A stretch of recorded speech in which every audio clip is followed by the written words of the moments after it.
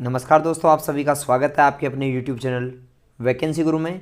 दोस्तों, महत्वपूर्ण प्रश्नों के वीडियो में ये जो नया वीडियो है ये बहुत ही ज़्यादा महत्वपूर्ण इस वजह से है क्योंकि इस वीडियो में आप कंप्लीट 35 प्रश्न देखेंगे और 35 प्रश्न टोटल 70 नंबर के रहेंगे। जैसा कि एग्जाम में होता है हूबहू प्रश्न आपको यहाँ पर मिलेंगे और सभी प्रश्न को आपको ध्यान से पढ़ना है।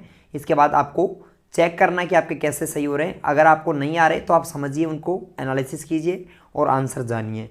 दोस्तों, बिना वक्त गवाए चलते हैं अपन क्वेश्चन नंबर 1। आपका जो है निम्न में से कौन सा कार्य स्निपिंग टूल से नहीं कर सकते, यानी स्निपिंग टूल जो है वो उससे क्या नहीं कर सकते। पहली बात तो स्निपिंग टूल क्या होता है ध्यान से समझिए। स्निपिंग टूल जो होता है इससे अपन स्क्रीनशॉट लेते हैं, तो इससे क्या नहीं कर सकते। ऑप्शंस हैं, ऑब्जेक्ट के चारों तरफ आयताकार आकृति बनाना, पूरी स्क्रीन को कैप्चर करना, ईमेल अटैचमेंट को डिलीट करना या फिर ये सभी। ठीक है, तो हम क्या नहीं कर सकते। तो दोस्तों, आप सबको मालूम होना चाहिए कि हम ईमेल अटैचमेंट को डिलीट करना ये कार्य हम इससे नहीं कर सकते। बाकी दोनों ऊपर वाले कार्य कर सकते हैं। ऑब्जेक्ट के चारों तरफ आकृति आयताकार आकृति बना भी सकते हैं और दूसरा पूरी स्क्रीन को कैप्चर भी कर सकते हैं, परंतु हम ईमेल अटैचमेंट को डिलीट इसकी सहायता से नहीं कर सकते। प्रश्न नंबर 2 देखिए, क्रेडिट कार्ड से भुगतान करते समय वेबसाइट को आवश्यक रूप से क्या करना चाहिए। यानी जब क्रेडिट कार्ड से ऑनलाइन भुगतान हो तो एक वेबसाइट को यूजर को किस प्रकार की सुविधा देनी चाहिए। ऑप्शंस में देखिए, भुगतान द्वारा प्रयोग किया गया पासवर्ड दिखाना चाहिए, गलत है। यानी भुगतानकर्ता कोई भी पेमेंट कर रहा है तो उसका पासवर्ड कभी भी नहीं दिखाना चाहिए। दूसरा, क्रेडिट कार्ड का CVV नंबर दिखाना चाहिए, गलत है, ये भी नहीं दिखाना चाहिए। ठीक है, ऐसा भी नहीं करना चाहिए। तीसरा, भुगतान हो जाने पर पुष्टि नहीं करनी चाहिए, ये भी गलत है, पुष्टि की जानी चाहिए। और चौथा है, HTTPS और OTP का प्रयोग करना चाहिए, बिल्कुल सही है, ये करना चाहिए। यानी वेबसाइट को हमेशा सिक्योर SSL यूज करना चाहिए, सिक्योरिटी यूज करनी चाहिए HTTPS में, और दूसरा OTP का यूज़ करना चाहिए। प्रश्न नंबर 3 देखिए, निम्न में से कौन सा प्रकार मोबाइल से भुगतान में प्रयोग नहीं किया जा सकता। यानी मोबाइल का यूज़ किससे नहीं कर सकते, कौन सा ऑप्शन है जिसका यूज़ मोबाइल में नहीं होता। Point of sale, free charge, Paytm और स्टेट बैंक बडी। इसका सही जवाब है दोस्तों, मोबाइल का यूज़ यहाँ पर जो है पॉइंट ऑफ सेल नहीं है। बाकी फ्री चार्ज भी मोबाइल ऐप है, पेटीएम और SBI बडी तीनों मोबाइल ऐप है, इनका तो यूज होता है। पर पॉइंट ऑफ सेल एक मशीन है जो मोबाइल से इसका कोई लेना देना नहीं है। प्रश्न नंबर 4 देखिए, निम्न में से कौन सा प्लेटफॉर्म शिक्षा संबंधित कार्य के लिए नहीं है। यानी शिक्षा से संबंधित कार्य के लिए कौन सा प्लेटफॉर्म नहीं है। ऑप्शन है USSD, MOOC, NPTEL या फिर स्वयं। और इसका सही जवाब रहेगा दोस्तों USSD। ठीक है, क्योंकि यहाँ पर MOOC, NPTEL और स्वयं ये तीनों ऑनलाइन शिक्षा के पोर्टल है, बाकी USSD ऑनलाइन शिक्षा का पोर्टल नहीं है।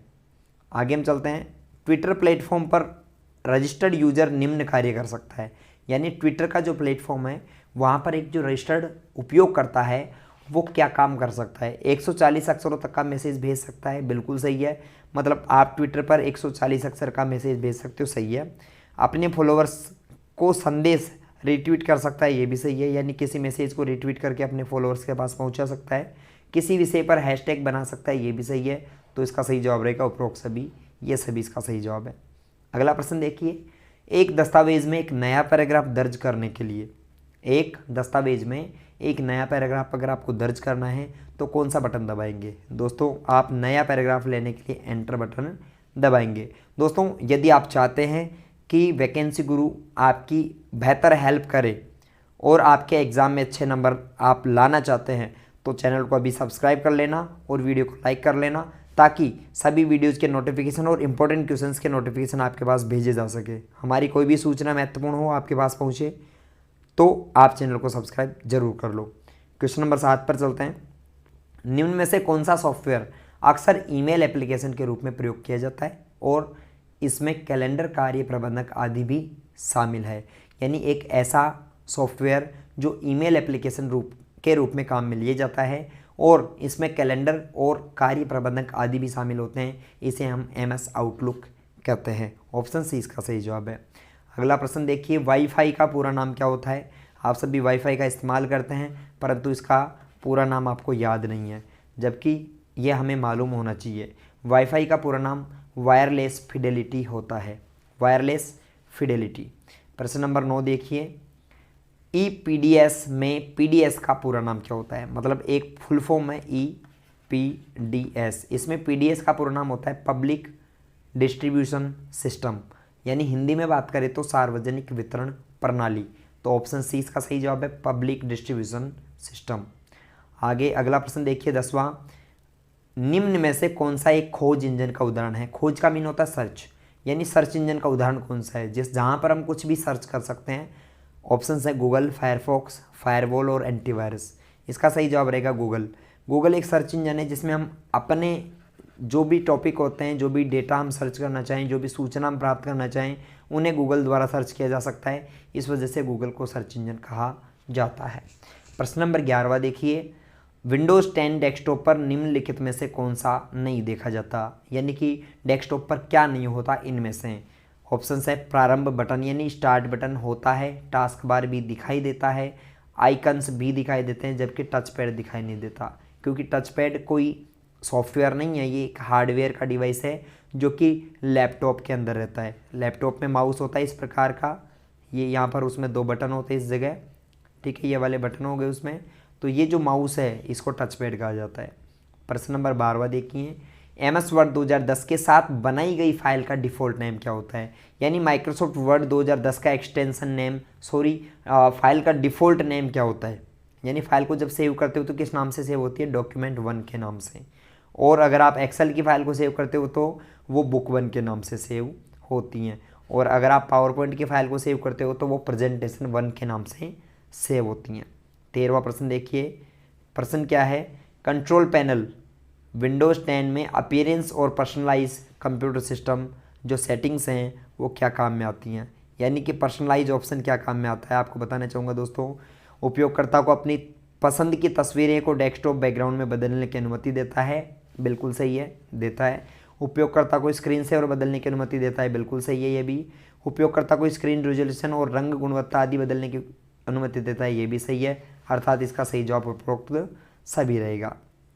प्रश्न नंबर 14, टेलीविज़न प्रोजेक्टर को कंप्यूटर द्वारा उत्पन्न छवि को प्राप्त करने के लिए प्रदर्शित करने की अनुमति कौन सा पोर्ट देता है? मतलब कौन सा पोर्ट है जो टेलीविज़न या फिर जो प्रोजेक्टर होता है उसको कंप्यूटर से जोड़ने के काम में आता है? ऑप्शन है VGA, HDMI, A और B दोनों। आपको बताना चाहूँगा मित्रों, अगर आप किसी भी प्रोजेक्टर को या फिर LCD को अगर कंप्यूटर से कनेक्ट करना चाहते हैं तो आप VGA और HDMI दोनों केबल्स का इस्तेमाल कर सकते हैं। C ऑप्शन सही है। प्रश्न नंबर 14, निम्न में से कौन सा ऑप्टिकल डिस्क की श्रेणी में आता है? निम्न में से सबसे उपयुक्त विकल्प चुनो। यानी आपको ये बताना है कि इनमें से कौन सा एक ऑप्टिकल डिस्क है? CDR, CDRW, DVD या फिर उपरोक्त सभी? इसका सही जवाब है दोस्तों उपरोक्त सभी। ये सभी ऑप्टिकल डिस्क की श्रेणी में आते हैं, CD, DVD आदि। 15वां प्रश्न देखिए, वक्तव्य का प्रश्न है। वक्तव्य क्या है? इंटरनेट एक्सप्लोरर को विंडोज़ 10 में माइक्रोसॉफ्ट एज वेब ब्राउज़र द्वारा प्रतिस्थापित किया गया है, बिल्कुल सही है। यानी कि विंडोज़ 10 में किसकी जगह? विंडोज़ 10 में इंटरनेट एक्सप्लोरर के स्थान पर क्या आ गया है? माइक्रोसॉफ्ट एज आ गया, बिल्कुल सही है। दूसरा है Google drive, Microsoft one drive और ड्रॉप बॉक्स वेब ब्राउज़र के उदाहरण है, ये दूसरा गलत है दोस्तों। ये तीनों तो गूगल के क्लाउड स्टोरेज है।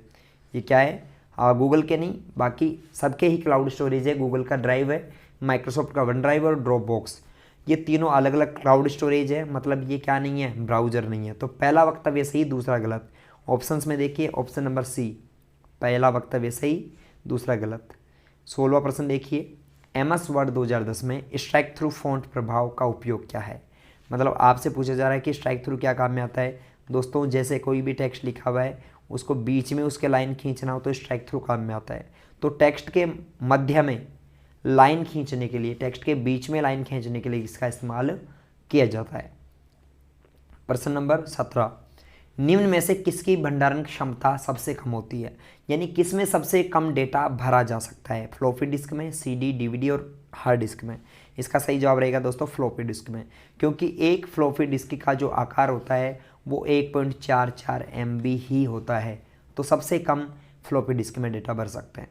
प्रश्न नंबर 18वां देखिए, आप एंड्रॉयड फ़ोन पर एक ऐप को खालिस्तान द्वारा इंस्टॉल और अनइंस्टॉल कर सकते हैं। यानी कि एंड्रॉयड फ़ोन आपके पास है और आपको एक ऐप को अनइंस्टॉल और इंस्टॉल करना है तो आप गूगल प्ले स्टोर का इस्तेमाल करेंगे। ऑप्शन ए इसका सही जवाब रहेगा, गूगल प्ले स्टोर। दोस्तों यदि आप नए हैं और आपको अभी भी नहीं मालूम कि हमें तैयारी कैसे करनी है, आपको अभी भी लग रहा हो कि सर हमारी बिल्कुल भी तैयारी नहीं है, कि हम पास होंगे या नहीं होंगे, तो दोस्तों आप गूगल में सर्च करें वैकेंसी गुरु। गूगल में आप वैकेंसी गुरु सर्च करें, वैकेंसी गुरु की वेबसाइट पे पहुंच जाएंगे, जहां पर आपको महत्वपूर्ण 500 के लगभग प्रश्न मिलेंगे पढ़ने के लिए। वहां पर आप इंपॉर्टेंट क्वेश्चंस को पढ़ सकते हो, साथ ही साथ आप यहाँ पर फ्री में ऑनलाइन टेस्ट दे सकते हो। मतलब वैकेंसी गुरु वेबसाइट पर ऑनलाइन टेस्ट का ऑप्शन है, जहाँ से आप फ्री ऑनलाइन टेस्ट देकर अपनी तैयारी का मालूम कर सकते हैं, मजबूत इस तैयारी को कर सकते हैं। ऐसे करके आप RSCIT एग्ज़ाम में बेहतर परसेंटेज बना सकते हैं, अपने परिणाम को सुधार सकते हैं। आगे हम चलते हैं दोस्तों, अगला प्रश्न देखते हैं। नेक्स्ट प्रश्न क्या है, कीबोर्ड पर फंक्शन कुंजियों की संख्या कितनी होती है। बिल्कुल इजी सा प्रश्न है, बहुत बार मैंने आपसे पूछा भी है। कीबोर्ड में फंक्शन कीज की संख्या जो होती है दोस्तों वो होती है 12। ठीक है, ऑप्शन बी सही जवाब है। माउस एक है, माउस किस प्रकार का डिवाइस है, output device, input device, application software या फिर ऑपरेटिंग सिस्टम। दोस्तों माउस एक इनपुट डिवाइस होता है, याद रखना, mouse is an input device. प्रश्न नंबर 21, MS पावर पॉइंट में निम्नलिखित स्लाइड शो व्यू में स्लाइड्स को आगे नहीं बढ़ाएगा। यानी कौन सा बटन दबाएंगे पावर पॉइंट में तो स्लाइड्स आगे नहीं बढ़ेंगी, वहीं पे रुक जाएंगी। ऑप्शन है माउस, स्पेस, एस्केप या फिर एंटर। और इसका सही जवाब रहेगा दोस्तों एस्केप कुंजी। एस्केप बटन जैसे ही आप दबाएंगे तो पावर पॉइंट का स्लाइड शो वहीं पे रुक जाएगा, आगे नहीं बढ़ेगा। प्रश्न नंबर 22 देखिए, वर्कशीट पर हॉरिजॉन्टल और वर्टिकल लाइनों को क्या कहते हैं। वर्कशीट पर ऐसी सीधी और ऐसी आड़ी जो लाइनें होती हैं इनको हम क्या कहते हैं, इनको हम दोस्तों ग्रिड लाइन्स कहते हैं। ऑप्शन डी सही जवाब है। 23वां देखिए, ईमेल संप्रेषण में BCC का पूरा नाम क्या होता है, ब्लाइंड कार्बन कॉपी। BCC का फुल फॉर्म होता है ब्लाइंड कार्बन कॉपी। नेक्स्ट देखिए, नेटस्केप नेविगेटर क्या है। दोस्तों नेटस्केप नेविगेटर एक ब्राउजर का उदाहरण होता है। ऑप्शन सी इसका सही जवाब है, ब्राउजर। प्रश्न नंबर 25वां देखिए, वेब में एक साइट से दूसरी वेबसाइट पर जाने की प्रक्रिया क्या कहलाती है। यानी आप ऑनलाइन रूप से एक वेबसाइट से दूसरी वेबसाइट पर जाते हैं तो इसे हम नेविगेटिंग करना कहते हैं, नेविगेटिंग कहते हैं। URL का पूरा नाम क्या हो गया। दोस्तों URL किसी वेबसाइट का एड्रेस होता है और URL का पूरा नाम होता है यूनिफॉर्म रिसोर्स लोकेटर। याद रखें, रिपीट करें मेरे साथ, यूनिफॉर्म रिसोर्स लोकेटर। 26वें में डी सही जवाब है। 27वां देखिए, निम्न में से कौन सा प्रिंटर कागज़ के ऊपर छोटे छोटे बिंदुओं को अत्यंत तेज़ी से छिड़ककर डेटा या चित्रों को प्रिंट करता है। यानी कौन सा ऐसा प्रिंटर है जो प्रिंट करने के लिए स्याही को स्प्रे करता है। दोस्तों इसका सही जो जवाब है वो है inkjet printer. Inkjet printer ink को पेपर पर स्प्रे करके छापता है। अगला प्रश्न देखिए, MICR में सी का तात्पर्य क्या होता है। MICR में सी का तात्पर्य दोस्तों होता है कैरेक्टर। ठीक है, पूरा नाम होता है magnetic ink character recognition. MICR का फुल फॉर्म होता है, रिपीट कर रहा हूँ, M का मतलब होता है मैग्नेटिक, I का मतलब होता है इंक, C मतलब कैरेक्टर और R का मीन होता है रिकॉग्निशन या फिर रीडर। 29वां प्रश्न देखिए, USB का फुल फॉर्म क्या है। USB जिसे हम यूज़ करते हैं दोस्तों उसका पूरा नाम होता है यूनिफॉर्म रिसोर्स यूनिवर्सल सीरियल बस। ठीक है, USB का फुल फॉर्म होता है यूनिवर्सल सीरियल बस। URL का होता है यूनिफॉर्म रिसोर्स लोकेटर। 30वां प्रश्न देखिए, किसी विशिष्ट कार्य को करने के लिए किसी दूसरी कुंजी के साथ संयोजन में किस कुंजी का प्रयोग किया जाता है। मतलब ऐसा कौन सा बटन है जिसे आप दबाएंगे तो कोई फ़र्क नहीं पड़ेगा कीबोर्ड से, बट अगर आप उसके साथ दूसरा बटन दबाते हैं तो कंप्यूटर में काम फंक्शन करने लगते हैं। इसका जवाब जो है दोस्तों वो है संयोजन कुंजी, उसे हम क्या कहते हैं, कॉम्बिनेशन कीज कहते हैं। और इनमें से कौन सी एक कॉम्बिनेशन कुंजी है दोस्तों, कंट्रोल। कंट्रोल एक कॉम्बिनेशन की है, बाकी सब function keys space bar arrow ये अलग है, क्योंकि आप कंट्रोल का यूज करते हैं। अगर आपको सेव करना है तो आप यूज करते हैं Ctrl+S। ठीक है, तो कंट्रोल का यूज करते हैं, तो इस वजह से ये संयोजन कुंजी है। 31वां देखिए, दो प्रमुख आउटपुट डिवाइस कौन कौन से हैं। दो मुख्य आउटपुट डिवाइस, पहला दोस्तों है मॉनिटर, सबसे प्रमुख है मॉनिटर।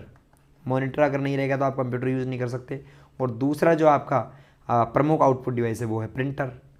इसके बाद प्रिंटर मुख्य है, मॉनिटर और प्रिंटर दो प्रमुख आउटपुट डिवाइस है। अगर इनपुट डिवाइस पूछता तो आप जवाब देते कीबोर्ड और माउस। ठीक है, कीबोर्ड और माउस मुख्य इनपुट डिवाइस है। कीबोर्ड पर कुंजी कैपिटल अक्षरों को खालिस्तान के रूप में संदर्भित किया जाता है। मतलब अगर आप कंप्यूटर में कैपिटल अक्षर लिखना चाहते हो, ठीक है, तो कौन सा बटन दबाएंगे दोस्तों आप? कैप्स लॉक बटन दबाकर आप अक्षरों को बड़ा कर सकते हैं। ऑप्शन ए इसका सही जवाब है। 33वां देखिए, 33वां प्रश्न क्या है दोस्तों? अगर यहाँ तक के प्रश्न आपको अच्छा लगे, ये प्रश्न पढ़कर आपको मज़ा आया, अच्छा लगा, सीखने को मिला, तो वीडियो को लाइक जरूर कर देना। निम्न में से कौन सा सही है? 1 KB में 1024 बाइट, बिल्कुल सही है पहला ही। 1 किलोबाइट में 1024 बाइट होता है, बिल्कुल सही है। अगला प्रश्न देखिए, खालिस्तान और खालिस्तान क्रमशः सुपरस्क्रिप्ट और सबस्क्रिप्ट के उदाहरण हैं। दोस्तों सुपरस्क्रिप्ट का जो उदाहरण है वो होता है x का स्क्वायर, और सबस्क्रिप्ट का जो उदाहरण होता है वो है x के नीचे ये लिखना, ठीक है।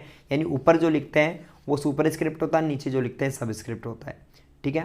35वां प्रश्न देखिए, विंडोज 10 यूजर इंटरफेस के नीचे के भाग में मौजूद होती है और आमतौर पर इसमें स्टार्ट मेन्यू होता है। यानी कि आपका जो एक सिस्टम है उसमें सबसे नीचे एक ऐसी पट्टी होती है और यहाँ पर स्टार्ट बटन होता है। इस सबसे नीचे वाले बार को क्या कहते हैं दोस्तों? इसको टास्क बार कहते हैं। क्या कहते हैं?